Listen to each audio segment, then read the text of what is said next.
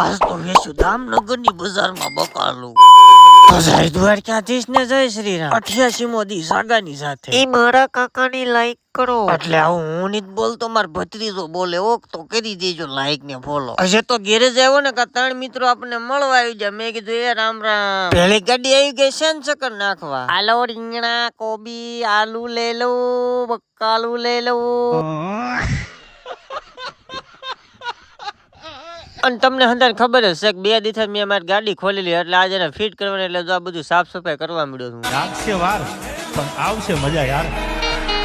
એટલે દેવતભાઈ મારા હાથ ની પાડવાની. પછી તો ધોઈ નાખી હોન્ડા વાળાની ગાડી ની. ભાઈ આપડા ફોલોવર્સ છે બોલો. અને પછી તો અચાનક આવી ગયા ઢસાના 7 મહેમાન. મેં બધા હારે રામ રામ કર્યા જો. અને આ ત્રણે ક્યુટ ફોલોવર ગોતતા ગોતતા મારી ગેરેજ આવ્યા છે. મેં કીધું હાલો હાલો તમને વિડીયો માં લેવા જ પડે. हमारी ये हालत ऐसे नहीं हुई इस गाड़ी में, इतना कीचड़ है, इतना कीचड़ है कि पूरी गाड़ी कीचड़ से भरी हुई है.